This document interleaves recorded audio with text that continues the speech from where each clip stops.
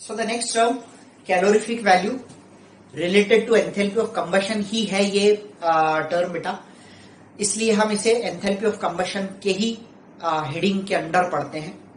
क्या फर्क होता है कैलोरीफिक वैल्यू में और एंथैल्पी ऑफ कंबशन में, ये समझने की कोशिश करते हैं। हमने पढ़ा था enthalpy of combustion is the amount of heat evolved या it is the amount of enthalpy change observed when 1 mole of anything is completely burnt in the presence of oxygen, sufficient supply of oxygen. Calorific value में हम पढ़ते हैं कि it is the amount of heat evolved when 1 gram of a food or fuel, 1 gram. तो फर्क समझ में आया आपको? Enthalpy of combustion deals with 1 mole substance. In general enthalpy of combustion किसी के लिए भी होता है. And enthalpy and calorific value deals with the fuels or the foods. आपने साइंस के अंदर लोअर क्लासेस में इस वर्ड का कई जगह पर यूज देखा होगा और आपने पढ़ा भी होगा। फैट्स का कैलोरीफिक वैल्यू ज्यादा होता है कार्बोहाइड्रेट्स की तुलना में। इसका मतलब यह है कि 1 ग्राम फैट को बर्न करने से जितनी एनर्जी रिलीज होती है that is more than 1 gram of carbohydrate burned. तो सिंपल सा लॉजिक इसके अंदर आपको ये समझना होगा कि कैलोरीफिक वैल्यू जो है ये एक्चुअली हमें एफिशिएंसी ऑफ द फ्यूल्स या फूड्स के बारे में बताता है। फ्यूल भी ले सकते हो आप और फूड्स भी ले सकते हो, ठीक है। तो एफिशिएंसी ऑफ द फ्यूल जो है उसको कंपेयर करने के लिए आप कैलोरीफिक वैल्यू का यूज करते हैं। अच्छा, क्या रिलेशन है? तो relation is very simple. Calorific value जितना ज्यादा होगा उतना ही बेटर फ्यूल होगा, उतना ही एफिशिएंट फ्यूल होगा।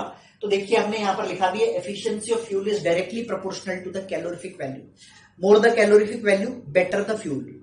अब समझना, क्वेश्चन ये आता है कि ये भी एंथैल्पी है, वो भी एंथैल्पी थी, वो 1 मोल के लिए थी, ये 1 ग्राम के लिए है। तो why is it that we are talking about a different term when we need to compare the efficiency of the fuel? अगर हमें फ्यूल की एफिशिएंसी को कंपेयर करना है तो क्यों हमें एक डिफरेंट टर्म की जरूरत है? हम एंथैल्पी ऑफ कंबशन से ऐसा क्यों नहीं कर सकते? उसका सिंपल सा रीजन है, 1 मोल किसी भी चीज का amount in terms of gram same नहीं होता, ठीक है। कहने का मतलब यह है कि अगर मैं एंथैल्पी ऑफ कंबशन को कंपेयर करूं मान लो मीथेन और इथेन के लिए, तो in case of methane enthalpy of combustion corresponds to 16 grams of methane, but in case of ethane enthalpy of combustion corresponds to 30 gram of ethane। 16 और 30 जो है ये मीथेन और इथेन के मोलर मासेस हैं, ये आप जानते हैं। तो अब आप सिंपल सी चीज है, एक फ्यूल आपने 16 ग्राम लिया और उसको बर्न किया, एक फ्यूल आपने 30 ग्राम लिया और उसको बर्न किया, तो कंपैरिजन जो है वो जस्टिफाइड नहीं होगा कि आपने एक का अमाउंट तो ज्यादा लिया, तो अगर उसका अमाउंट मान लो जितना एनर्जी उसमें से रिलीज हो रहा है वो ज्यादा आता है, तो आप कह सकते हैं कि ये ऑब्वियस है कि ज्यादा आना चाहिए, इसलिए क्योंकि आपने अमाउंट ज्यादा लिया है। इसलिए amount in terms of gram को 1 सिंगल ग्राउंड पे लाने के लिए, एक लेवल पे लाने के लिए हम 1 ग्राम दोनों फ्यूल को ले लेते हैं। अब आप 1 ग्राम मीथेन और 1 ग्राम इथेन को लेकर दोनों को बर्न कीजिए completely in the presence of oxygen और देखिए कि कौन ज्यादा हीट रिलीज करता है। और इसमें जो पर ग्राम हीट रिलीज जिसकी भी ज्यादा होगी, जिस भी फूड की या जिस भी फ्यूल की, वो डेफिनेटली एक बेटर फ्यूल होगा। तो कभी भी आपको क्वेश्चन आए और बोला जाए कि मान लीजिए 4 फ्यूल्स आपको दे दिए, मीथेन, इथेन, प्रोपेन, ब्यूटेन, और बोला कि compare their efficiency as fuels, या यूं पूछा जाता है which of the following is the most efficient fuel, तो सिंपल सी चीज है, आपको एंथैल्पी ऑफ कंबशन से कंपेयर नहीं करना होता है, आपको कैलोरीफिक वैल्यू से कंपेयर करना होता है। ऐसे क्वेश्चंस में यूजुअली हमें एंथैल्पी ऑफ कंबशन की वैल्यू प्रोवाइडेड होती है। जो भी वैल्यू ऑफ कंबशन है उससे आपको कैलोरीफिक वैल्यू निकालनी होगी। तो हमारा अगला क्वेश्चन आता है कि कैलोरीफिक वैल्यू को एंथैल्पी ऑफ कंबशन से कैसे निकालेंगे? तो एंथैल्पी ऑफ कंबशन किसी भी चीज के 1 मोल के लिए होता है और कैलोरीफिक वैल्यू किसी भी चीज के 1 ग्राम के लिए होती है। तो 1 मोल से अगर आपको 1 ग्राम में कन्वर्ट करना है तो 1 मोल में जितना भी मास है that is called as molar mass. तो मोलर मास से डिवाइड कर दीजिए। फॉर एग्जांपल मीथेन है, मीथेन के एंथैल्पी ऑफ कंबशन की जो भी वैल्यू आती है उसको डिवाइड बाय 16 कीजिए तो आपको 1 ग्राम की वैल्यू मिलेगी, क्योंकि 1 मोल का वैल्यू x है। 1 मोल का मतलब 16 ग्राम्स का वैल्यू x है और इसलिए 1 ग्राम का वैल्यू x बाय 16 होगा। So enthalpy of combustion divided by molar mass is calorific value. ये एक बहुत इंपॉर्टेंट रिलेशन है जिसके बेसिस पर calorific value of the fuels को आप कंपेयर कर सकते हैं। ठीक है, कुछ चीजें जो आपको याद रखनी है, काम आएगी। कभी भी क्वेश्चन में आपको फ्यूल दिए और methane one of the fuels हो, तो methane is definitely and undoubtedly the best fuel, best hydrocarbon used as a fuel. ठीक है, हाइड्रोजन वैसे देखा जाए तो कैलोरीफिक वैल्यू में सबसे हाई वैल्यू रखता है 150 किलोजूल पर ग्राम। 1 ग्राम हाइड्रोजन को बर्न करने पर 150 किलोजूल हीट रिलीज होती है। क्वेश्चन आता है कि फिर हम हाइड्रोजन को एज अ फ्यूल यूज क्यों नहीं करते? तो हाइड्रोजन जो है बहुत ही अनस्टेबल होता है, इट इज हाईली कंबस्टिबल। ठीक है, तो एक्सप्लोजिव होता है। हाइड्रोजन का जो बर्निंग होता है वो एक्सप्लोजिव बर्निंग होता है। It is not safe to store, इसलिए हाइड्रोजन को हम यूज नहीं करते। ठीक है, दूसरे फ्यूल्स में आप मीथेन यूज करते हो, अदरवाइज आप व्हीकल्स में यूज होने वाले फ्यूल्स को कंपेयर कर सकते हो, जैसे कि पेट्रोल हो गया और सीएनजी हो गया। आपने देखा है कि जो गाड़ियां आजकल आ रही हैं उनमें पेट्रोल के अलावा डीजल और डीजल के अलावा सीएनजी, ये सारे फ्यूल्स यूज होते हैं। तो इन सभी फ्यूल्स के 1-1 ग्राम को लेकर आप बर्न करोगे तो सीएनजी कंप्रेस्ड नेचुरल गैस के अंदर मेनली जो फ्यूल यूज होता है वो मीथेन है। तो हम मीथेन को यूज करते हैं। सो among the fuels used methane is the best. इसका कैलोरीफिक वैल्यू 55 किलोजूल पर ग्राम है, which is one of the best among the used fuels. ठीक है, पेट्रोल का इससे कम होता है, डीजल का कम होता है। मीथेन इसलिए सीएनजी, आपने देखा भी होगा कि सीएनजी वाले व्हीकल्स का एवरेज, इसलिए आप सीएनजी किट लगाते हैं व्हीकल में तो उसका एवरेज बढ़ जाता है। उसका सिंपल सा रीजन है कि पर ग्राम मीथेन को बर्न करने से आपको ज्यादा एनर्जी मिलती है और इसलिए एफिशिएंसी ऑफ द व्हीकल जो है, एफिशिएंसी ऑफ द फ्यूल जो है वो बढ़ जाती है। हाइड्रोजन को यूज नहीं कर सकते लेकिन it is the best fuel. ठीक है, तो 150 किलोजूल पर ग्राम इसका जो वैल्यू है वो है। सो ये छोटा सा टॉपिक कैलोरीफिक वैल्यू जो एंथैल्पी ऑफ कंबशन से रिलेटेड टर्म है, इसको हमें समझना होता है यहां पर। चलिए, अब हम 2 टर्म्स पढ़ चुके, एंथैल्पी ऑफ फॉर्मेशन और दूसरा हमने पढ़ा एंथैल्पी ऑफ कंबशन। अब अपन बात करेंगे एंथैल्पी ऑफ कंबशन में ही हमने कैलोरीफिक वैल्यू पढ़ लिया। So we have done 2 terms. The next term, that is the third one, is the enthalpy of neutralization. सबसे पहले जब आपके दिमाग में ये वर्ड आता है न्यूट्रलाइजेशन, तो क्या चीज आती है? आपके दिमाग में आता है एसिड और बेस रिएक्ट किए, न्यूट्रलाइज हुए। एसिड ने बेस को और बेस ने एसिड को न्यूट्रलाइज कर दिया और आपके पास में एंथैल्पी ऑफ न्यूट्रलाइजेशन का टर्म आ गया। तो एंथैल्पी ऑफ न्यूट्रलाइजेशन और न्यूट्रलाइजेशन में क्या फर्क है? न्यूट्रलाइजेशन में कोई भी 2 एसिड कितने भी अमाउंट ले लो, एसिड और बेस मिलके यदि सॉल्ट और वाटर बन रहे तो वो न्यूट्रलाइजेशन है। लेकिन एंथैल्पी ऑफ न्यूट्रलाइजेशन डिफाइन करने के लिए कुछ स्पेसिफिक चीजें आपको ध्यान रखनी होती है। Let us first understand the definition of enthalpy of neutralization. चलिए, it is the amount of heat evolve. Neutralization is always exothermic, इसलिए मैंने इवॉल्व के साथ एब्सॉर्ब्ड नहीं लिखा। It is the amount of heat evolve when 1 gram equivalent. ध्यान रखिएगा, यहां पर हम जो बेसिक डेफिनेशन इसकी लेते हैं इसमें ग्राम इक्विवेलेंट आता है। 1 gram equivalent of a dilute solution of strong acid and strong base. So जो सॉल्यूशन आप ले रहे हो बहुत कॉन्सेंट्रेटेड नहीं होगा, लेकिन होगा स्ट्रॉन्ग एसिड और स्ट्रॉन्ग बेस का। Now let me clear one confusion here. देखो, एक सिंपल सी चीज है, there is a difference between strong and concentrated. Concentrated का मतलब पर यूनिट वॉल्यूम में उसके मोल ज्यादा है, लेकिन स्ट्रॉन्ग और वीक से सिंपल, स्ट्रॉन्ग और वीक का मीनिंग सिंपली ये होता है कि वो 100% डिसोसिएट हो पाता है कि नहीं हो पाता है। Are you getting this? So 100% dissociation यदि है तो वो स्ट्रॉन्ग है। फिर उसका आप डाइल्यूट सॉल्यूशन बना रहे हो, यानी कि you are adding water and making it dilute. So that is all together different thing. So आपको जो सॉल्यूशन लेना है वो डाइल्यूट लेना है, कॉन्सेंट्रेटेड सॉल्यूशन नहीं लेना है। ठीक है, और दूसरी चीज ये है कि एसिड और बेस स्ट्रॉन्ग ही लेने हैं। So whenever we define enthalpy of neutralization, a fixed amount of acid and base, that fixed amount is 1 gram equivalent. Acid and base react, ठीक है, and 1 gram equivalent of an acid and 1 gram equivalent of a base completely react, पूरी तरह से react करते हैं। ठीक है, in their dilute solution to form salt and water। तो salt और water बनाने के लिए 1 gram equivalent of a dilute solution of strong acid and strong base completely react to form salt and water। Let us see some equations which represent the enthalpy of neutralization, enthalpy of neutralization के लिए आप acid HCl और base NaOH ले लीजिए, NaCl और H2O बनेगा। Condition ये है कि दोनों स्ट्रॉन्ग हैं, दोनों के डाइल्यूट सॉल्यूशन होने चाहिए और जो अमाउंट आप दे रहे हो 1 ग्राम इक्विवेलेंट होना चाहिए। ठीक है ना, ग्राम इक्विवेलेंट्स जो होते हैं वो मोल इनटू वैलेंसी फैक्टर करके आप निकालते हैं। सो अगर आपको मोल चाहिए तो आपको gram equivalent divided by valency factor करना पड़ता है। H2SO4 plus 2KOH gives you K2SO4 plus 2H2. HNO3 plus CSOH is equal to CSNO3 plus H2O. ये सारी रिएक्शंस एसिड बेस न्यूट्रलाइजेशन को बता रही हैं, जिनमें हम strong acids and strong bases का यूज कर रहे हैं। ठीक है, स्ट्रॉन्ग एसिड और स्ट्रॉन्ग बेस क्या होते हैं उसका एक बेसिक आइडिया आपको अगर दें तो HCl, H2SO4, HNO3, ठीक है, HClO4, these are some famous examples of strong acids. ठीक है, फर्स्ट ग्रुप के सारे हाइड्रोक्साइड्स, सेकेंड ग्रुप में बेरिलियम मैग्नीशियम को छोड़ दीजिए, कैल्शियम, स्ट्रोंशियम, बेरियम के हाइड्रोक्साइड्स, ये स्ट्रॉन्ग बेसिस माने जाते हैं। ठीक है, आयनिक इक्विलिब्रियम में आप इसको और डिटेल में पढ़ेंगे। सो ये तीनों चीजें, तीनों रिएक्शंस एंथैल्पी ऑफ न्यूट्रलाइजेशन को डिफाइन कर सकती हैं यदि आप जो एसिड और बेस ले रहे हैं वो 1 ग्राम इक्विवेलेंट अमाउंट में है और डाइल्यूट सॉल्यूशन में है, क्योंकि स्ट्रॉन्ग तो वो है, रिएक्ट करेंगे। ठीक है, अच्छा एक और चीज आपको समझनी होगी। अब आप एक सिंपल सी चीज समझो कि अगर मैं इन तीनों रिएक्शंस में कुछ कॉमन ढूंढना चाहूं तो क्या है।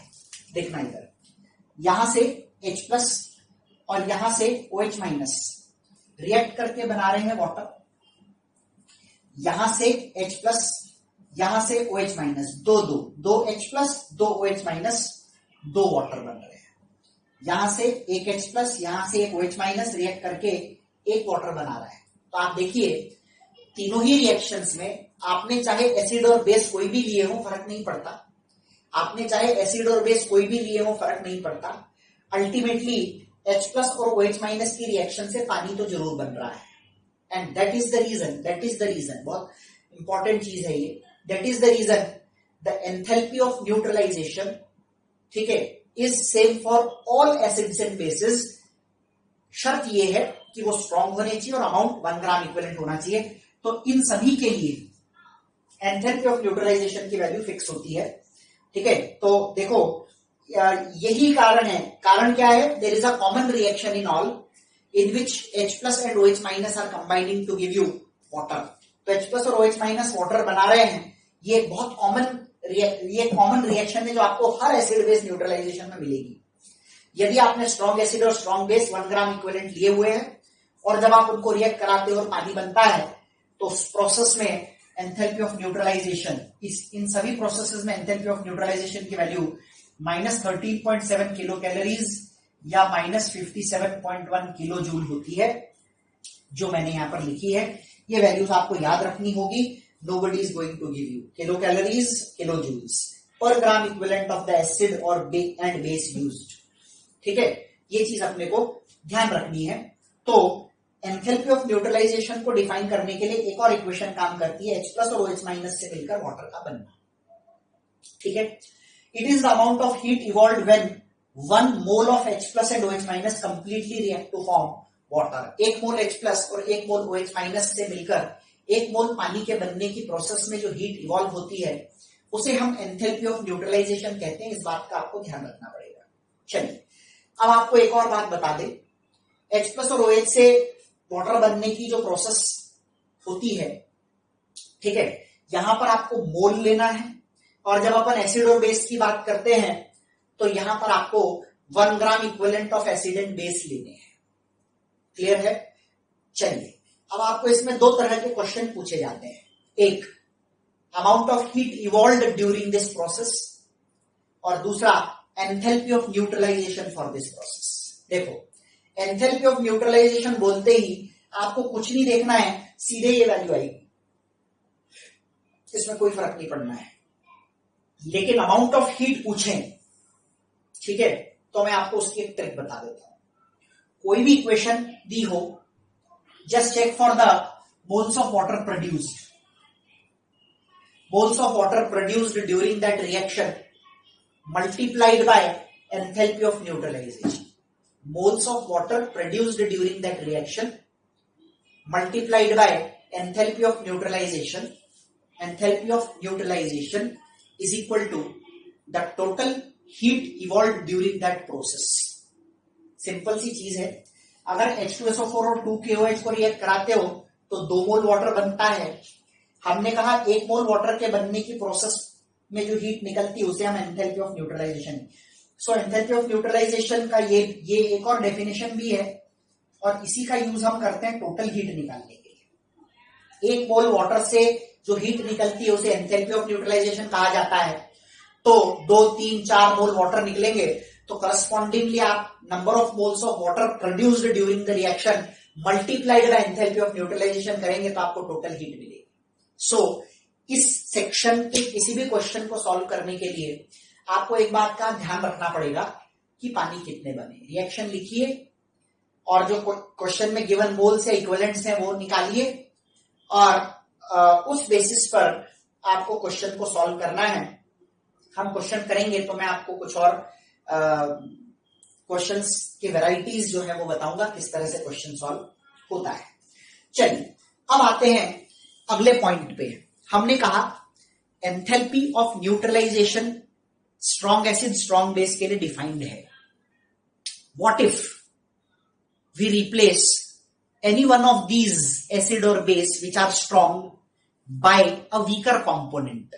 फॉर एग्जाम्पल, अगर मैं इन तीनों एसिड में से किसी को रिप्लेस करके यहां पर एसिटिक एसिड रख दूं, CH3 COOH, किसी की जगह पर फॉर्मिक एसिड रख दूं HCOOH, किसी की जगह पर HCl रख दूं हाइड्रोसाइनिक एसिड, ये सब वीक एसिड होते हैं। ठीक है, तो वीक एसिड जो है उन वीक एसिड के लिए, वीक एसिड से अगर अपन स्ट्रॉन्ग की जगह पर वीक रख दें या जो बेस अपन ने लिए वो स्ट्रॉन्ग है उनकी जगह वीक रख लें या दोनों को ही वीक ले लें तो क्या होगा। देखो एक सिंपल सा लॉजिक है।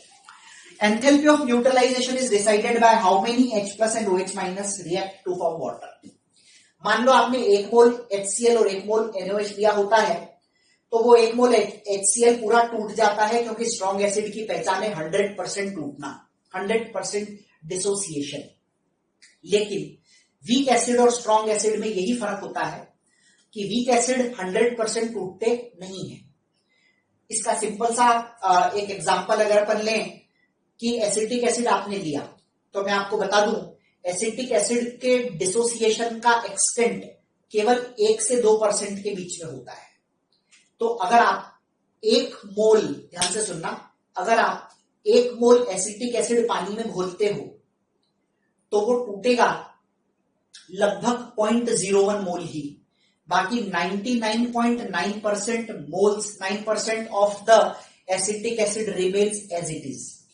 ठीक है, तो एक्चुअली तो आपने 1 मोल लिया लेकिन क्या 1 मोल H+ रिलीज हुए? नहीं, क्योंकि वो पूरा टूटा ही नहीं। तो heat will actually correspond to the amount of H+ actually release. It is not based on the amount of acid you take, it is based on the amount of heat release. Strong के case में फर्क नहीं पड़ता था, इसलिए फर्क नहीं पड़ता था क्योंकि स्ट्रॉन्ग में अगर आप 1 मोल एसिड लोगे तो पूरा टूटेगा तो 1 मोल H+ बनेंगे। लेकिन वीक में अगर आप 1 मोल एसिड लोगे और 10% डिसोसिएशन हुआ तो 0.1 ही मिलेगा, 1% डिसोसिएशन हुआ तो 0.01 ही मिलेगा, 50% डिसोसिएशन हुआ तो 0.5 ही मिलेगा। इन शॉर्ट पूरा नहीं मिलेगा, किसी भी हालत में पूरा नहीं मिलेगा। ठीक है, और पूरा नहीं मिलेगा तो 100% न्यूट्रलाइजेशन नहीं होगा, और 100% न्यूट्रलाइजेशन नहीं होगा तो सिंपल सा रीजन, सिंपल सी चीज है, हीट रिलीज भी पूरी नहीं होगी। क्योंकि हम अगर देखें कि 0.01 मोल ही एसिड है तो आपने मोल कंसेप्ट में लिमिटिंग रिएजेंट का कॉन्सेप्ट पढ़ा था।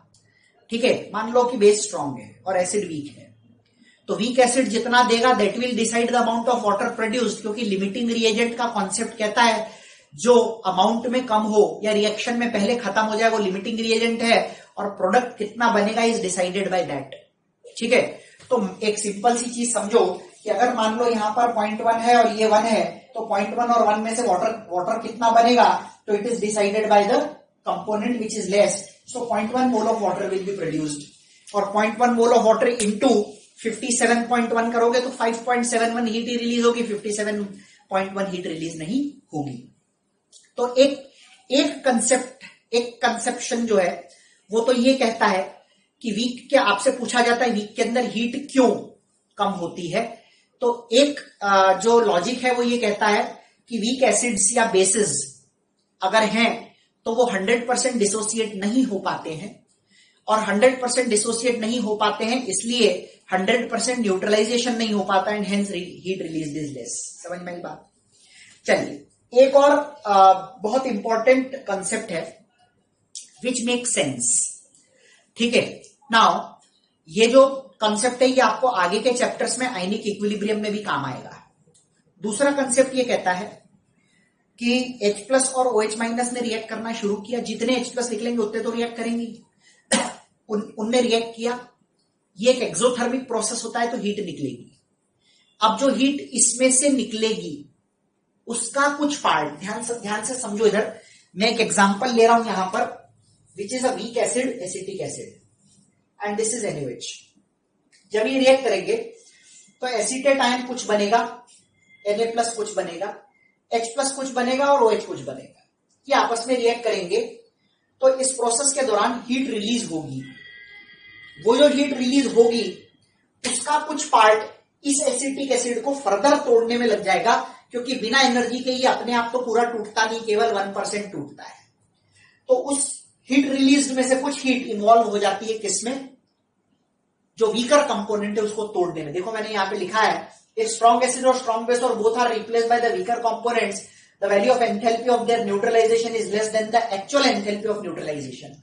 The value of enthalpy of their neutralization and enthalpy of neutralization different होता है। इनके न्यूट्रलाइजेशन की enthalpy less than enthalpy of neutralization होगी। ठीक है, यानी इस प्रोसेस का delta H will be less than delta H of neutralization. It is so because weak acid और weak base are not completely dissociated, ये तो हम बात कर ही रहे थे।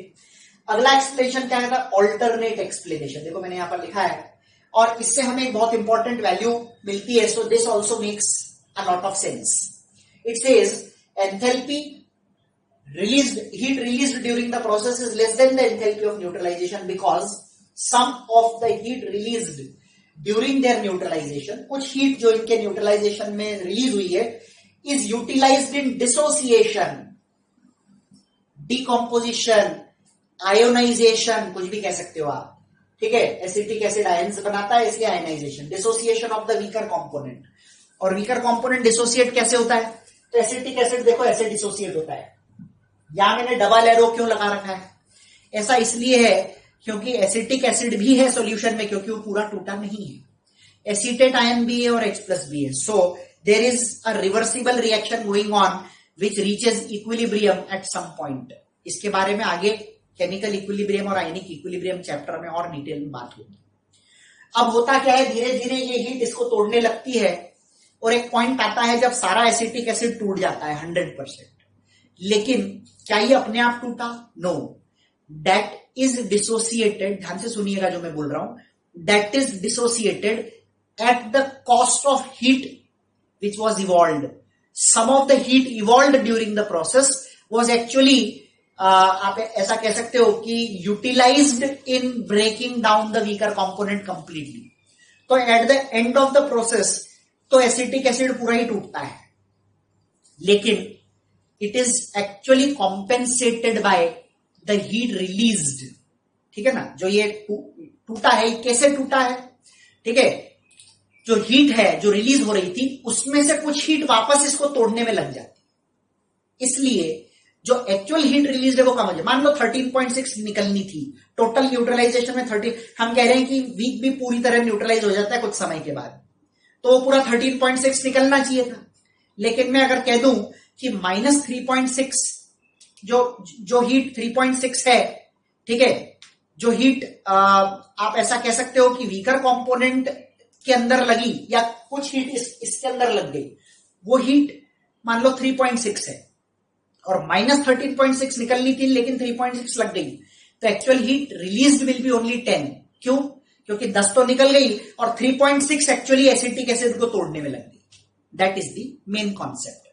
ठीक है, तो इसलिए हम यहां पर कहते हैं कि अगर आपको एंथैल्पी ऑफ डिसोसिएशन, ठीक है ना, एंथैल्पी ऑफ आयोनाइजेशन भी कई बार इसको बोला जाता है, क्योंकि एसिटिक एसिड या NaOH या कोई भी वीक एसिड या बेस होता है तो वो सॉल्यूशन में जाके आयन सी बनाता है। तो डिसोसिएशन का एक टाइप है आयनाइजेशन, यानी किसी चीज को तोड़ने से अगर आपको आयंस मिलते हो तो that dissociation is called as ionization. तो enthalpy of dissociation in general या enthalpy of ionization of the weaker component का सिंपल फॉर्मूला है enthalpy of neutralization of weak. जैसे मैंने भी आपको बोला था कि enthalpy of neutralization of weak की वैल्यू मान लो कि एसिटिक एसिड के न्यूट्रलाइजेशन में जो हीट रिलीज होती है वो है 10.6 या 10, ठीक है। तो ये -10 हो गया, ठीक है। माइनस न्यूट्रलाइजेशन की बात करें तो ये स्ट्रॉन्ग की बात हो रही है, तो ये -13.6 है। तो एक्चुअली 3.6 हीट इज रिलीज्ड। ध्यान रखिएगा डिसोसिएशन या आयोनाइजेशन एक एंडोथर्मिक प्रोसेस है, तो इस प्रोसेस का ये जो डेल्टा एच होता है ये हमेशा पॉजिटिव ही आना चाहिए चाहे कुछ भी हो जाए। तो आपको दोनों का डिफरेंस लेना है और साइन पॉजिटिव लगाना है। ये सिंपल। वीक और स्ट्रॉन्ग के जो एंथैल्पी ऑफ न्यूट्रलाइजेशन की वैल्यू है उन दोनों का डिफरेंस लेकर और आपको क्या करना है, इनके आगे पॉजिटिव साइन लगाना है, बिकॉज हम एंथैल्पी ऑफ डिसोसिएशन निकाल रहे हैं। डिसोसिएशन इज ऑलवेज एंडोथर्मिक, इस बात का आपको खास ध्यान रखना पड़ेगा, ठीक है। So that is all about enthalpy of neutralization. Another two terms हम अगले सेशन के अंदर 2 टर्म्स एक साथ लेंगे। एक तो लेंगे एंथैल्पी ऑफ एटोमाइजेशन और दूसरा लेंगे bond dissociation enthalpy. Will talk about them in the next session, okay. So the next enthalpy term, actually we have 2 in this, bond dissociation enthalpy and enthalpy of atomization. इन दोनों terms को एक साथ लेने का एक मेन कारण ये है कि they are connected to each other, ठीक है। ये एक दूसरे से रिलेटेड हैं, that is why we study them together. चलिए सबसे पहले बात करते हैं बॉन्ड डिसोसिएशन एंथैल्पी क्या होती है। देखो इसमें क्या होता है, मैं आपको सिंपल सी चीज बता दूं। There are 2 terms actually. तो कौन सा टर्म है उसके बेसिस पर आप डिसाइड करेंगे कि ये बॉन्ड को तोड़ने की एनर्जी है कि बॉन्ड को बनाने की। There are 2 types of energies. एक is one bond formation and another one is bond dissociation. अगर मैं आपको बोलूं बॉन्ड एनर्जी इज या बॉन्ड एंथैल्पी इज, तो bond enthalpy usually corresponds to formation. लेकिन जब बॉन्ड डिसोसिएशन एंथैल्पी की बात होती है तो स्पेसिफिकली वर्ड डिसोसिएशन आ गया, यानी हम उसके ब्रेक होने की बात करेंगे। So whenever a term bond enthalpy या bond energy is given, then it is actually formation, and formation releases energy, it is exothermic. But bond dissociation enthalpy corresponds to the amount of energy required, ठीक है। So it is endothermic. अब required किसमें, तो एक simple सी चीज है। जैसे अभी तक अपन जितने भी टर्म्स पढ़े उनमें हमने एक कंडीशन लगाई कि फॉर्मेशन के लिए 1 मोल बनना चाहिए, कंबशन के लिए 1 मोल बर्न होना चाहिए, न्यूट्रलाइजेशन के लिए 1 मोल H+OH होने चाहिए।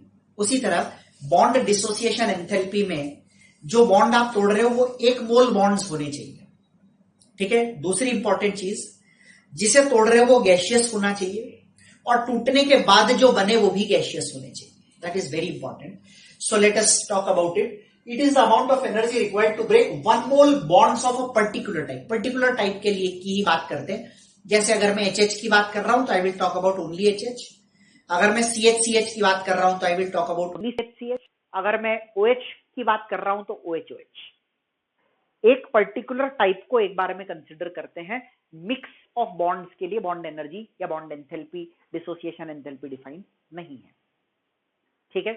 अच्छा, these are defined under specified set of conditions. Pressure 1 atmosphere, temperature जो भी उसके ब्रेक करने के दौरान आपने लिया है वो, the temperature and pressure are to be fixed, ठीक है। So it is the amount of energy required to break 1 mole bonds of a particular type, ठीक है, and convert the gaseous molecule into gaseous atoms, ठीक है, in gaseous state. So gaseous state में किसी molecule में present 1 mole bonds को तोड़ने के लिए जितनी एनर्जी लगती है, that energy is known as the bond dissociation enthalpy या बॉन्ड डिसोसिएशन एनर्जी, ठीक है। And the molecule should be broken in gaseous state only, ठीक है। और गैसियस स्टेट का सिंपल सा लॉजिक ये है कि गैसियस स्टेट में दूसरे इंटरैक्शन 0 होते हैं, ठीक है। हम ये मान के चलते हैं कि गैसेस में मिनिमम इंटरैक्शन होंगे एक्स्ट्रा जो दूसरे इंटरैक्शन है। सो जो एनर्जी आपको मिलेगी वो actually very close to the original value मिलेगी। मतलब इसमें बहुत ज्यादा डिविएशन नहीं होगा, थोड़ा बहुत डिविएशन हो सकता है, ठीक है। तो एग्जांपल्स अगर अपन देखें, यहां पर देखिए जरा, यहाँ पर एग्जाम्पल की बात करें अगर अपन, तो H2 गैस, अगर आप H2 गैस की बात करो, सपोज मैं आपको कहूँ मेरे पास 1 मोल H2 है, तो मेरे पास में 1 मोल HH है, तो 1 मोल HH में 1 मोल HH के बीच के कोवेलेंट बॉन्ड्स होंगे। इन बॉन्ड्स को तोड़ना है, यानी 6 इंटू 10⁻23 बॉन्ड्स को तोड़ना है, और 6 इंटू 6.023 इंटू 10⁻23 बॉन्ड्स को तोड़ने के लिए ऐसे आपके पास में 6.023 इंटू 10⁻23 मॉलिक्यूल होने जरूरी है। और 1 मोल हाइड्रोजन को गैसियस स्टेट में लेके अगर अपन 2 मोल हाइड्रोजन में कन्वर्ट करते, 2 मोल हाइड्रोजन एटम्स में कन्वर्ट करते हैं, the energy which is required to break this is called as bond dissociation energy. ठीक है, सभी डायटोमिक मॉलिक्यूल्स जो यहाँ पर मैंने लिखे हैं, Cl2 हो गया जिसमें 2Cl बनता है, HCl हो गया जिसमें H गैस और Cl गैस बनता है, I2 में 2I बनता है। ठीक है, इन सभी के ऊपर आप बॉन्ड डिसोसिएशन एंथैल्पी को डिफाइन कर सकते हैं। कुछ और मॉलिक्यूल होते हैं जिनमें बॉन्ड डिसोसिएशन एनर्जी डिफाइन होती है। अब वो क्या है, देखो, when a molecule contains more then 1 bonds of same type, एक जैसे, एक से ज्यादा बॉन्ड, एक जैसे टाइप के एक से ज्यादा बॉन्ड्स अगर प्रेजेंट हो, तो हम यहां पर डिफाइन करते हैं एक स्पेशल तरह की bond dissociation energy which is known as average bond dissociation energy is considered. Now इनमें तो एवरेज का कोई रोल ही नहीं है, क्योंकि एक एक ही बॉन्ड है, एक एक बॉन्ड में एक एक बॉन्ड टूट रहा है, काम खत्म हो गया, 1 मोल लिया तो 1 मोल बॉन्ड टूट गए, और उससे जो एनर्जी निकली वो एनर्जी को हम बॉन्ड डिसोसिएशन एनर्जी डिफाइन कर रहे हैं। Now what if a molecule contains more then 1 bonds of a particular type, for example water. अगर आप वाटर का एग्जांपल देखें यहाँ, तो वाटर का स्ट्रक्चर आपने केमिकल बॉन्डिंग में पढ़ा है, इसमें 2 OH बॉन्ड होते हैं। ठीक है, एंगल 104.5 डिग्री होता है, और इसके अंदर एक जैसे 2 बॉन्ड्स है, OH OH 2 है। ठीक है, अब क्वेश्चन ये आता है कि average bond dissociation energy define क्यों कर रहे हैं। आपको 1 मोल बॉन्ड तोड़ने हैं, कोई भी एक OH तोड़ लो हर वाटर मॉलिक्यूल में से कोई भी एक, तो वहां से जो एनर्जी मिलेगी वो 1 मोल बॉन्ड को तोड़ने की है, पूरे मॉलिक्यूल को तोड़ने में एनर्जी खर्च क्यों करनी। देखो, इसका सिंपल सा लॉजिक यहां से आता है। H2O को जब आप तोड़ोगे तो पहले इन दोनों में से कोई एक बॉन्ड टूटेगा, तो ये बनेगा H गैस और OH गैस। इसकी वैल्यू जो है अप्रोक्सीमेटली 400 और 500 के आसपास होती है, आप ऐसा कह सकते हो। ठीक है, और ये जो OH बचा है, आप जब इसको तोड़ेंगे तो ये दूसरा OH टूटा, इसकी वैल्यू 425 के आसपास कुछ होती है, ये वैल्यूज मैंने ले रखी हैं। ठीक है, ऑफ कोर्स पॉजिटिव होगी क्योंकि एनर्जी आपको देनी पड़ती है बॉन्ड को तोड़ने के लिए। नाउ ट्राई टू अंडरस्टैंड, अगर मैं किसी एक OH बॉन्ड को ले लेता हूं, मान लो पहले वाले को ले लिया, पहला ही लेंगे ऑफ कोर्स, दूसरा लेने के लिए तो फिर पूरा ही तोड़ना पड़ रहा है। तो जब आप पहले वाटर के मॉलिक्यूल में से पहला OH बॉन्ड तोड़ते हो, तो उस 1 मोल OH बॉन्ड को तोड़ने के लिए जो एनर्जी लगती है वो 497, लगभग 500 किलो जूल के आसपास है। ठीक है, लेकिन जब आप दूसरा OH बॉन्ड तोड़ने जाते हो तो जो एनर्जी लगती है वो 425 के आसपास हो जाती है, which is quite less than the first one. अब क्वेश्चन ये आता है कि OH बॉन्ड की एनर्जी, 1 मोल OH बॉन्ड की एनर्जी को हम बॉन्ड डिसोसिएशन एनर्जी कहेंगे यहाँ पर, बिकॉज हमने यहाँ पर एक बहुत इंपॉर्टेंट चीज लिखी है, पर्टिकुलर टाइप। तो OH बॉन्ड है दोनों ही, तो पर्टिकुलर टाइप की बात करूं तो दोनों ही OH बॉन्ड हो गए, सेम हो गए। अब क्वेश्चन ये आता है कि which one would you choose to describe bond dissociation energy, first one और दी सेकेंड वन, क्योंकि वैल्यूज तो अलग है। मान लो दोनों की एनर्जी सेम होती तो कोई झगड़ा ही नहीं होता, हम सिंपली दोनों ले लेते, दोनों में से कोई एक ले लेते, दोनों लेते तो एवरेज लेते, या कोई एक भी ले लेते तो भी कोई दिक्कत नहीं होती। लेकिन यहां दिक्कत यह है कि इन molecules when you break the first bond, जैसे वाटर मॉलिक्यूल की अपन बात करें, तो आप देख सकते हैं कि पहले बॉन्ड को तोड़ने में जो एनर्जी लग रही है वो ज्यादा है और दूसरे में कम है। क्वेश्चन आता है ऐसा क्यों? ऐसा इसलिए कि जब आप वाटर को तोड़ते हो तो पहले वाटर एक स्टेबल मॉलिक्यूल है, उसमें से एक OH बॉन्ड को तोड़ने के लिए आपको ज्यादा एनर्जी देनी पड़ेगी, लेकिन जब ये टूटकर OH बन जाएगा तो OH being an unstable species, ये आसानी से टूटेगा, इसलिए इसमें जो एनर्जी लगेगी वो कंपैरेटिवली कम होगी। ठीक है। इन जनरल यूजुअली ऐसा देखा गया है कि पहले बॉन्ड को तोड़ने में एनर्जी ज्यादा एंड सब्सिक्वेंट बॉन्ड्स को तोड़ने में एनर्जी कम कम और कम होती जाती है। Are you getting this? तो इन जनरल ऐसा होता है। क्लियर? अब यहां पर अगर अपन बात करें तो क्वेश्चन ये आता है कि मैं कौन से वाले को बॉन्ड डिसोसिएशन एनर्जी मानूं, पहले वाले को कि दूसरे वाले को? तो अगर आप कहेंगे पहले वाले को, तो भैया दूसरे वाले ने क्या बिगाड़ा तुम्हारा? दूसरे वाले ने क्या बिगाड़ा है? दूसरे को भी तो ले सकते हैं, मैं ले लेता हूं दूसरा। तो आपके आंसर में और मेरे आंसर में डिस्प्यूट आया कि नहीं आया? आप कहोगे मैंने तो OH बॉन्ड तोड़ा, तो मैं कहूंगा मैंने कोई दूसरा बॉन्ड थोड़ी तोड़ा, मैंने भी तो OH ही तोड़ा। Then what is the difference? So इसका कोई अंत नहीं है, इस डिस्कशन का कोई अंत नहीं। आप कहोगे आप सही हो, मैं कहूंगा मैं सही हूं। इस झगड़े को मिटाने के लिए हम दोनों में से कोई एक को लेने की बजाय दोनों का एवरेज ले लेते हैं। अब एवरेज निकालना आपको आता है और वही फॉर्मूला हम यहां पर लगाते हैं। So whenever a molecule contains more than one bonds of same type, we define average bond dissociation energy. ठीक है।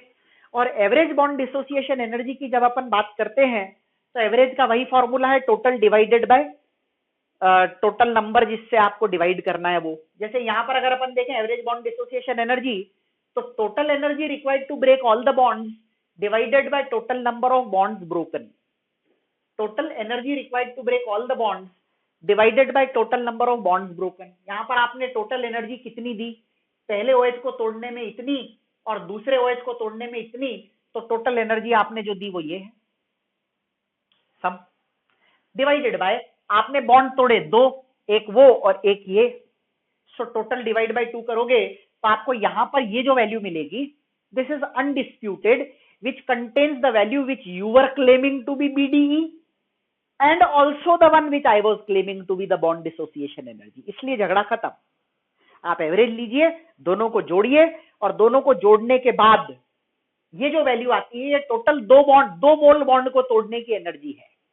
ठीक है। दिस इज किलोजूल पर मोल, दिस इज ऑल्सो किलोजूल पर मोल। सो एक मोल OH बॉन्ड्स को तोड़ना फर्स्ट वाले केस में तो इतने किलोजूल होंगे, और एक मोल OH बॉन्ड को यहां से तोड़ना हो तो इतने किलोजूल होंगे पर मोल। तो total energy required to break these will be this much for 2 moles divided by 2, so this is per mole again. समझ में आई बात? तो झगड़ा खत्म करने के लिए एवरेज कंसिडर किया जाता है।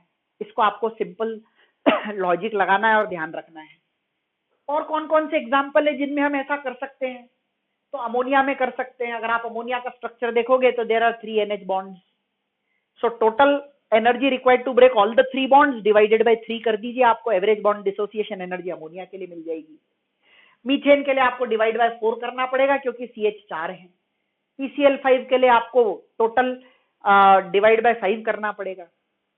PCl5 में भी आपने स्ट्रक्चर पढ़ा है केमिकल बॉन्डिंग में, और आप देखते हैं कि इक्वेटोरियल और एक्सियल बॉन्ड्स जो होते हैं उनकी एनर्जी में डिफरेंस होता है। तो किसी एक की एनर्जी को हम कंसिडर नहीं कर सकते, that would create a dispute. तो उस डिस्प्यूट झगड़े को खत्म करने के लिए सभी बॉन्ड्स की एनर्जी को जोड़िए, डिवाइड बाय 5 कर दीजिए, अगर 5 बॉन्ड हैं तो 4 कर दीजिए, अगर 4 बॉन्ड हैं तो 3 कर दीजिए, अगर 3 बॉन्ड हैं तो, और 2 कर दीजिए अगर वाटर के जैसा कुछ है तो। So you will get average bond dissociation energy. So this becomes a very important formula. अगर आपको एवरेज निकालना हो तो इस फॉर्मूले का आप यूज कर सकते हैं। ठीक है। चलिए, जैसे हमने लास्ट में एंथैल्पी ऑफ कंबशन जब पढ़ा था तो मैंने आपको बोला था कि वहां पर फॉर्मूला होता है रिएक्टेंट माइनस प्रोडक्ट। ठीक है।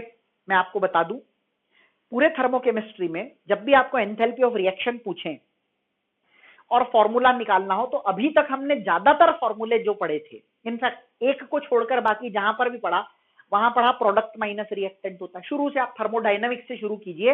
मैंने आपको बोला डेल्टा ई निकालो तो आपने कहा product minus reactant, delta H बोला तो भी product minus reactant in general. ठीक है। फिर हमने डेल्टा जी निकाला product minus reactant, delta S भी निकाला product minus reactant, enthalpy of formation निकाला अगेन प्रोडक्ट माइनस रिएक्टेंट। लेकिन जब अपन कंबशन पे आए तो हमने रिएक्टेंट माइनस प्रोडक्ट किया। पूरे थर्मोडायनेमिक्स और थर्मोकेमिस्ट्री में 2 ही जगह पर यह फॉर्मूला रिएक्टेंट माइनस प्रोडक्ट का होता है, एक होता है कंबशन में और दूसरा होता है यहां। So enthalpy of a reaction if bond dissociation energy of all reactants and products are given. मान लो ये एक रिएक्शन है A2 + B2 गिव्स 2AB और मैं आपसे इसका रिएक्शन का एंथैल्पी पूछूं तो given bond dissociation enthalpy of AA, BB and AB, अगर ये तीनों की आपको बॉन्ड डिसोसिएशन एंथैल्पी दी हो तो सारे रिएक्टेंट मतलब A2 और B2 विद मोल्स जो कि 1 1 है तो यहाँ कंसिडर कर लिया, minus twice of bond dissociation energy of AB। तो ये चीज अपने को ध्यान रखनी है कि केवल कंबशन और बॉन्ड डिसोसिएशन एनर्जी ये दो ही ऐसी जगह हैं जहां पर आपको फॉर्मूले में रिएक्टेंट माइनस प्रोडक्ट करना है, प्रोडक्ट माइनस रिएक्टेंट नहीं करना। Combustion and bond dissociation energy, तीसरी कोई भी जगह पर अगर चेंज की बात आती है तो आप प्रोडक्ट माइनस रिएक्टेंट लगाते हैं, ठीक है।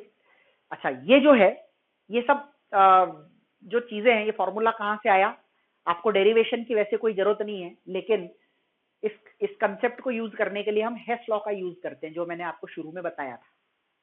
तो जब आप हेस लॉ का यूज करते हो वहां से हम फॉर्मूले निकालते हैं and you find that whenever combustion is given you observe that ultimately हम रिएक्टेंट माइनस प्रोडक्ट करते हैं तो हमें एंथैल्पी ऑफ रिएक्शन मिलती है, ठीक है। आप हेस लॉ से करोगे it will become very lengthy. So जहां तक हो सके, जहां तक पॉसिबल हो, जहां तक बने, तब तक डायरेक्ट फॉर्मूलों का यूज करके ही क्वेश्चन को सॉल्व करें, ज्यादा झंझट में नहीं पड़े। कई क्वेश्चन ऐसे होते हैं जहां पर आपके पास में कोई चॉइस नहीं होती but to apply only the Hess law, तो वहां आप हेस लॉ लगाइए। कैसे लगाते हैं वो मैं आपको बताऊंगा, ठीक है, बट बहुत ज्यादा उस पर दिमाग लगाने की जरूरत नहीं है। Hess law is a lengthy procedure but concept वही है, ठीक है। चलिए, एंथैल्पी ऑफ एटोमाइजेशन में आपको बोला था यहां पर हम दो चीजें पढ़ते हैं, एक पढ़ते हैं बॉन्ड डिसोसिएशन एनर्जी और एंथैल्पी ऑफ एटोमाइजेशन। और मैं शुरू में भी बोला था कि साथ में इसलिए पढ़ते हैं क्योंकि ये कहीं ना कहीं लिंक्ड है। कैसे लिंक्ड है देखे जरा। पहले तो अपन फर्क समझते हैं।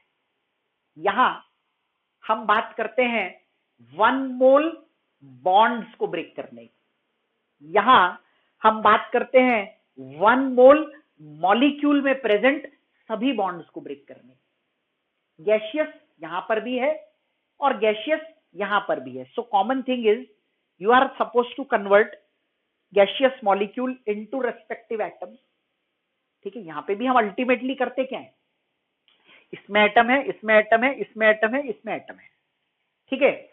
यहां पर वाटर के केस में अगर अपन इसकी फाइनल रिएक्शन लिखे तो H2O gives you 2H plus O, 2H gas plus O gas, तो एटम में ही बदला। फर्क इतना है कि यहां अगर मैं आपसे पूछूं what is the bond dissociation enthalpy तो वो तो आप दोनों का एवरेज ले लेते हो, लेकिन अगर मैं आपको बोलूं एंथैल्पी ऑफ एटोमाइजेशन बताओ, अब एटोमाइजेशन का मतलब क्या होता है, एटम में बदलना। किसी भी मॉलिक्यूल में, एक मोल मॉलिक्यूल में जितने भी बॉन्ड प्रेजेंट हैं सभी को तोड़कर उसे रेस्पेक्टिव गैसियस एटम्स में बदलने में इन्वॉल्व एनर्जी, टोटल एनर्जी को हम एंथैल्पी ऑफ एटोमाइजेशन कहते हैं। फॉर एग्जांपल अगर अपन वाटर की बात करें, जरा ध्यान से देखना, वाटर को यदि मैं तोड़ूंगा तो ये मुझे देगा 2H gas and O gas. अब जरा इन दोनों इक्वेशन को जोड़ो, ये OH गैस और ये OH गैस कैंसिल हो जाएगा तो H2O gives you 2H gas plus O gas, यही इक्वेशन बनी कि नहीं बनी। तो क्या मैं कह सकता हूं इन दोनों को जोड़ूंगा तो मुझे वाटर की एंथैल्पी ऑफ एटोमाइजेशन मिलेगी, यानी क्या मैं कह सकता हूं इस फॉर्मूले में जो ऊपर वाला वैल्यू है ये एंथैल्पी ऑफ एटोमाइजेशन ही है, which means the total energy required to break all the bonds present in a gaseous molecule and convert them to the gaseous atoms, इस प्रोसेस में लगने वाली एनर्जी को ही हम बॉन्ड डिसोसिएशन एंथैल्पी कहते हैं। इसलिए अगर आप बॉन्ड डिसोसिएशन एनर्जी को रिलेट करना चाहते हो एंथैल्पी ऑफ एटोमाइजेशन से, देखो यहां पर मैंने क्या किया है, ये वही तो है, इसको और उसको कंपेयर करो फॉर्मूलों को, एक ही चीज फर्क है, ऊपर वाला न्यूमरेटर मैंने वहां पर एंथैल्पी ऑफ एटोमाइजेशन लिख दिया।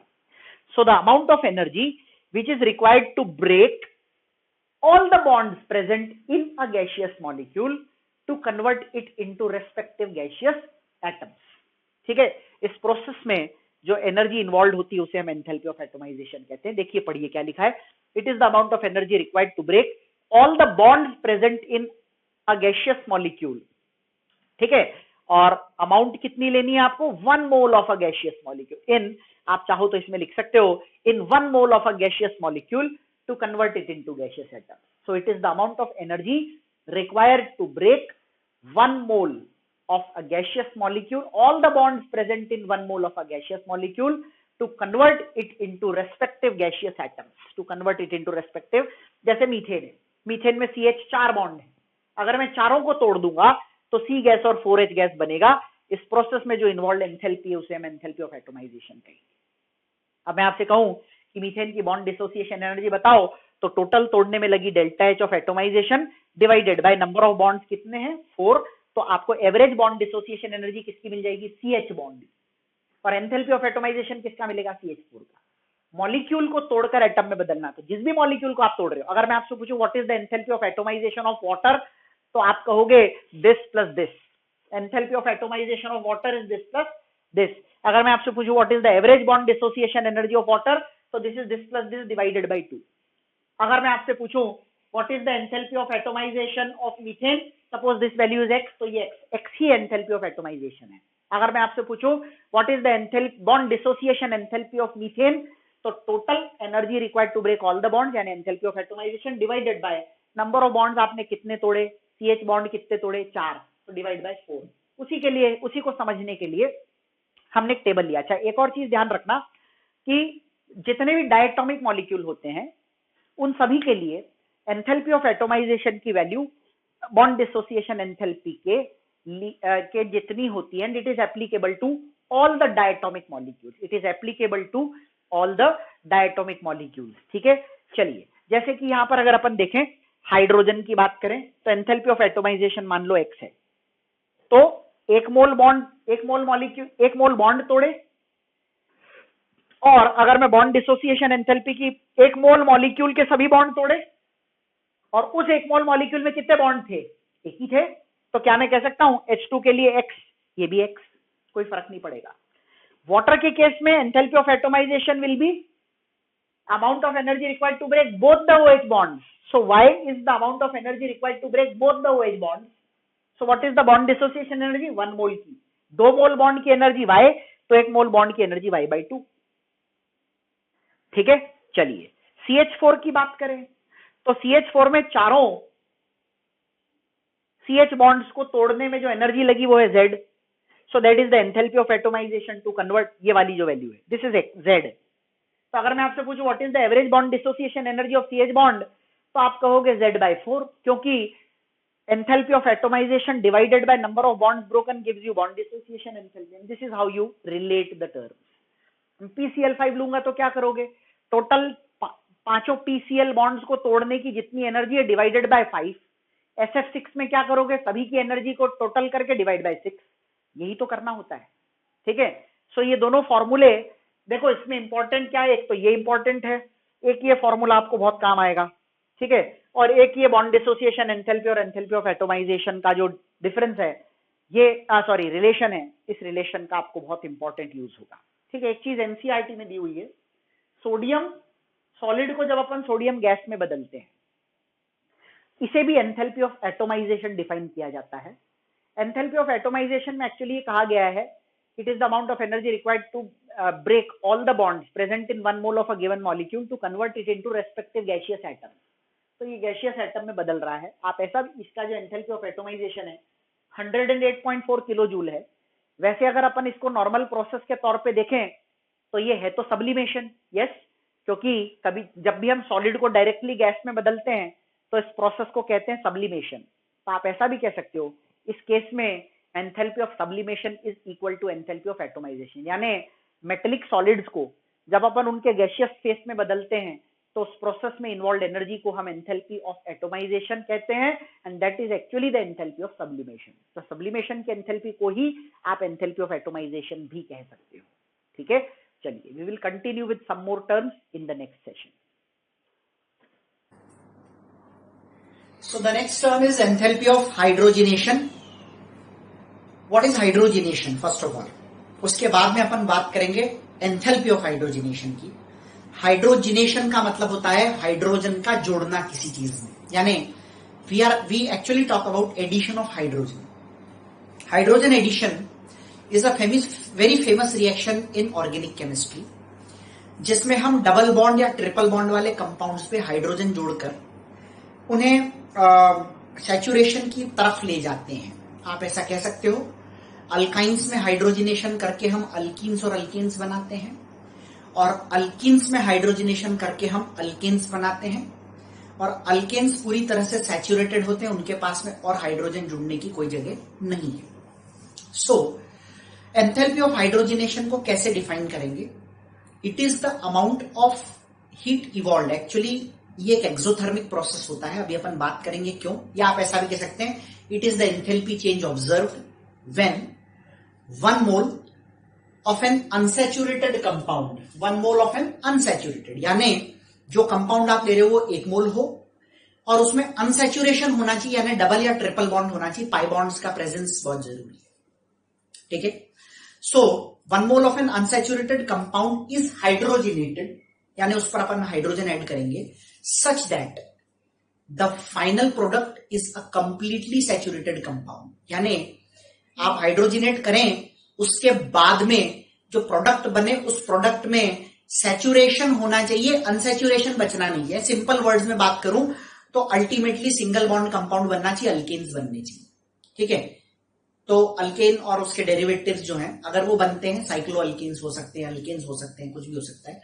सो अगर ऐसा होता है, then the amount of heat evolved during this process is called as enthalpy. देखते हैं कुछ एग्जांपल्स और उनमें हम जज करने की कोशिश करते हैं कि क्या ये सभी एंथैल्पी ऑफ हाइड्रोजिनेशन हैं। सो सभी में आपने 1 मोल कंपाउंड ले लिया, there is no problem, 1 mole तो हमको लेना ही है। So 1 mole of an unsaturated compound, all are unsaturated because they have either double और ट्रिपल बॉन्ड्स, ठीक है। इज हाइड्रोजिनेटेड, यानी एडिशन ऑफ हाइड्रोजन करना है। हाइड्रोजन आप अप्रोप्रिएट नंबर ऑफ मोल्स लेकर कर सकते हो, हाइड्रोजन के मोल्स का रिस्ट्रिक्शन नहीं है। मोल का रिस्ट्रिक्शन केवल उस कंपाउंड के लिए जिसे आप हाइड्रोजिनेट कर रहे हैं, दैट इज योर हाइड्रोकार्बन, ठीक है। आपने इसको हाइड्रोजिनेट किया, फाइनल प्रोडक्ट क्या बन गया? अल्केन, सैचुरेटेड कंपाउंड बन गया।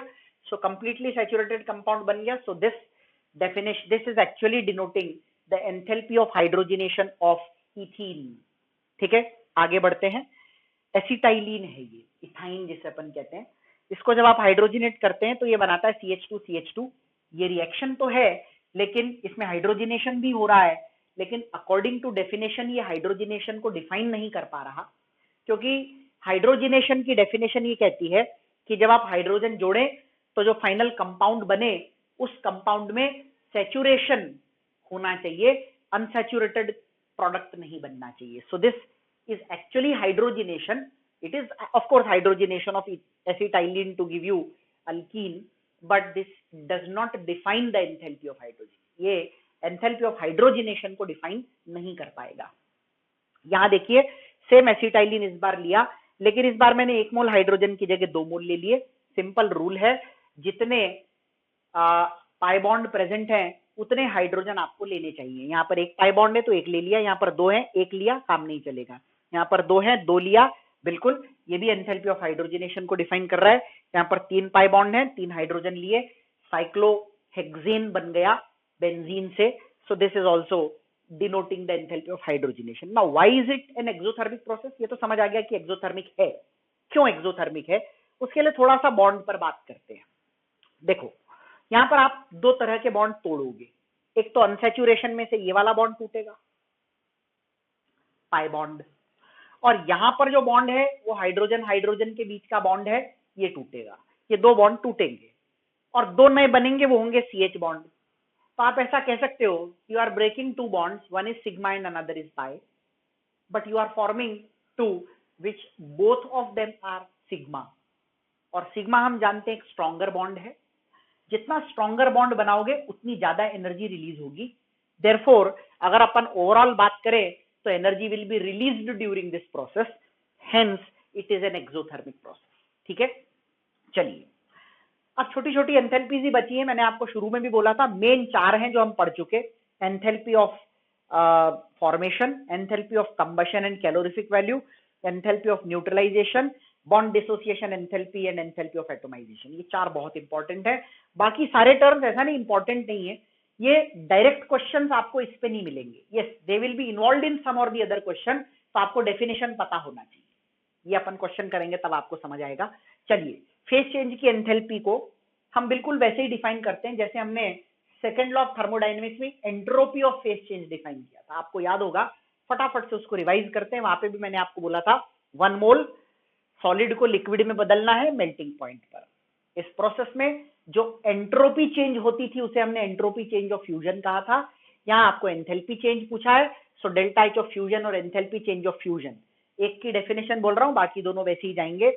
It is the enthalpy change observed when 1 mole of a solid gets converted to liquid at its melting point.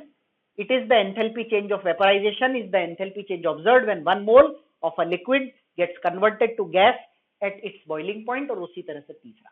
ठीक है. अच्छा, फेज चेंज की एंथैल्पी एक्सोथर्मिक भी हो सकती है, एंडोथर्मिक भी हो सकती है, प्रोसेस पे डिपेंड करता है. जैसे ये यहां पर अगर अपन बात करें वेपराइजेशन, वेपराइजेशन का उल्टा प्रोसेस होता है कंडेंसेशन, जहां पर हम गैस को लिक्विड में बदलते हैं. So that would be an exothermic process.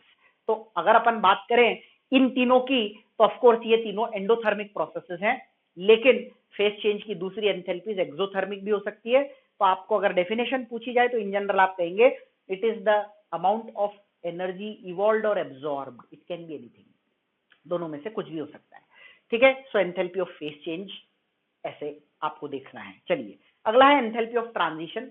कई बार इसे फेज ट्रांजिशन नाम से भी जाना जाता है, लेकिन अगर वर्ड ट्रांजिशन है तो transition defines this. Phase transition बोले तो इस फेज से कंफ्यूज मत होना, बस इतना बोलना चाह रहा हूं. सो एंथैल्पी ऑफ ट्रांजिशन क्या है? ट्रांजिशन का मतलब होता है किसी एक एलोट्रोपिक फॉर्म को दूसरे में बदलना. ठीक है. Transition means converting an allotropic form to another. Allotropic form मतलब जैसे कार्बन के दो एलोट्रोप्स डायमंड और ग्रेफाइट एक दूसरे में बदलते हैं. ये एंथैल्पी के फैक्टर्स में भी हमने पढ़ा था, डायमंड और ग्रेफाइट के कंबशन की बात की थी, कन्वर्जन की भी बात हुई थी वहां पर. तो दैट वाज एक्चुअली ट्रांजिशन. ठीक है. Transition of one allotropic form to another. जैसे रोम्बिक और मोनोक्लिनिक सल्फर के बीच में इंटर कन्वर्जन. डबल एरो का मतलब है डायमंड टू ग्रेफाइट भी ट्रांजिशन है, ग्रेफाइट टू डायमंड भी ट्रांजिशन है. उसी तरह रोम्बिक टू मोनोक्लिनिक भी ट्रांजिशन है, मोनोक्लिनिक टू रोम्बिक सल्फर भी ट्रांजिशन है. फास्फोरस के 3 एलोट्रोप्स होते हैं, व्हाइट, ब्लैक एंड रेड. ठीक है. इन तीनों का एक दूसरे में इंटर कन्वर्जन भी ट्रांजिशन है. नाउ रूल क्या है? अच्छा, ये भी प्रोसेस एक्सोथर्मिक भी हो सकती है, एंडो भी हो सकती है. सिंपल रूल है, डायमंड टू ग्रेफाइट अगर मान लो एक्सोथर्मिक है तो ग्रेफाइट टू डायमंड को एंडोथर्मिक होना पड़ेगा, होगा ही, क्योंकि प्रोसेस ऑपोजिट हो गई. So it is the enthalpy change observed when 1 mole of an allotropic form in an element gets converted to another allotropic form. एक मोल किसी भी चीज के एक एलोट्रोपिक फॉर्म को यदि हम दूसरे एलोट्रोपिक फॉर्म में बदलते हैं तो then that is called as the enthalpy of transition. चलिए, 8th term is enthalpy of hydration. So be very careful about this term, 5th and the 8th one. Hydrogenation is addition of hydrogen and hydration is the addition of water. ठीक है. Enthalpy of hydration को हम कैसे define करते हैं, इस चीज को समझते हैं. हाइड्रेशन का मतलब होता है पानी के मॉलिक्यूल को किसी चीज पर जोड़ना. अब आप छोटी क्लासेस में पढ़ते हैं, कुछ सॉल्ट्स ऐसे होते हैं जिनके साथ में वाटर ऑफ क्रिस्टलाइजेशन जुड़ा हुआ होता है. ठीक है. उनके एनहाइड्रस फॉर्म भी प्रेजेंट होते हैं, लेकिन वाटर की प्रेजेंस में specified number of moles of water को वो अपने साथ जोड़ लेते हैं. ठीक है. तो इस वाटर को हम कहते हैं वाटर ऑफ क्रिस्टलाइजेशन. क्लियर. तो हाइड्रेशन में हम वाटर ऑफ क्रिस्टलाइजेशन के जोड़ने की ही बात करते हैं. ठीक है. चलिए, डेफिनेशन पहले देख लेते हैं. It is the amount of enthalpy change observed when 1 mole of an anhydrous substance. Anhydrous substance can be a salt, usually salts, कोई भी एनहाइड्रस चीज को, ठीक है, gets converted to completely hydrated form. कई बार पार्शियली हाइड्रेटेड को भी हम कंप्लीटली हाइड्रेटेड में बदलते हैं, बट यूजुअली हम इसे एनहाइड्रस से कंप्लीटली हाइड्रेटेड के बीच में ट्रांजिशन को डिफाइन करते हैं. ठीक है. Completely hydrated form by combining with specific moles of water. तो यहाँ बहुत इंपॉर्टेंट चीज आपको ध्यान रखनी है कि मोल्स जो है वो बहुत स्पेसिफिक होंगे. ये आप जितने मर्जी चाहें उतने नहीं जोड़ सकते, जितनी उस पर्टिकुलर कंपाउंड की कैपेसिटी होगी जोड़ने की। आपने देखा होगा हर कंपाउंड के साथ एक specific number of moles of water ही जोड़ते हैं, अपनी मर्जी से आप कुछ नहीं जोड़ सकते। फॉर एग्जाम्पल कॉपर सल्फेट के साथ 5 H2O जुड़कर बनाता है copper sulphate .5H2O, so this is anhydrous form and that is hydrated form of copper sulphate. उसी तरह से बेरियम क्लोराइड के साथ 2 वाटर जुड़ते हैं, so barium chloride anhydrous form and that is the hydrated form. अब मैं आपको यहाँ पर एक बहुत खास बात बता दूं, आपको इस पे क्वेश्चन पूछे जाएं तो रिएक्शन आपको इक्वेशन आपको लिखनी पड़ेगी पानी के जुड़ने की। जनरली क्या होता है, हमारे दिमाग में ये चीज होती है कि पानी जोड़ रहे हैं तो इसका जो फिजिकल स्टेट है वो बदल जाएगा। हाइड्रेशन में एक खास बात ये होती है कि हम एक्सेस ऑफ वाटर नहीं डालते, उतना ही डालते हैं, उतने ही मोल्स डालते हैं जितने की एक्चुअली जरूरत है, ठीक है, तो आपको हाइड्रेटेड फॉर्म मिलता है। तो यहाँ एक बहुत इंपॉर्टेंट चीज जो आपको नोट करनी है वो ये है कि एंथैल्पी ऑफ हाइड्रेशन को डिफाइन करने के लिए जब हम हाइड्रेशन की प्रोसेस करते हैं तो प्रोसेस ऑफ हाइड्रेशन के समय physical state of the compound remains unchanged. यानी copper sulphate if it is solid then after hydration यानी कि वाटर ऑफ क्रिस्टलाइजेशन जुड़ने के बाद भी वो सॉलिड फॉर्म में ही रहता है। आप देखते हैं, आपने लैब में देखा होगा, हम देखते हैं कॉपर सल्फेट .5H2O, ठीक है ना, तो कॉपर सल्फेट का ब्लू कलर्ड सॉल्यूशन होता है, ब्लू कलर्ड फॉर्म में आपको वाटर कॉपर सल्फेट के क्रिस्टल्स मिलते हैं, हाइड्रेटेड क्रिस्टल। सो ये हाइड्रेटेड क्रिस्टल सॉलिड फॉर्म में ही होते हैं और एनहाइड्रस सॉल्ट जो होता है वो कलरलेस होता है। तो बेसिकली जब आप वाटर ऑफ क्रिस्टलाइजेशन यहाँ पर जोड़ देते हैं, ठीक है, तो फिजिकल स्टेट में कहीं कोई चेंज आपको यहाँ पर ऑब्जर्व नहीं होगा, ये ध्यान रखना है। So when 1 mole of an anhydrous salt और anything gets converted to a completely hydrated form by adding specified number of moles of water। the specific moles of water होने चाहिए, अपनी मर्जी से आप कुछ भी ऐड नहीं कर सकते। तो ये हो गया हमारा अगला एंथैल्पी। ये सारे एंथैल्पीज आपको क्वेश्चंस में कहीं ना कहीं काम आ सकते हैं, so be very careful about them and you should know the exact definition of these, ठीक है। अब हमारे इस चैप्टर में मात्र 2 एंथैल्पीज और बची हैं। एक बची है हमारी एंथैल्पी ऑफ सॉल्यूशन और दूसरी बची है resonance enthalpy. We will talk about both of them in the next session, okay.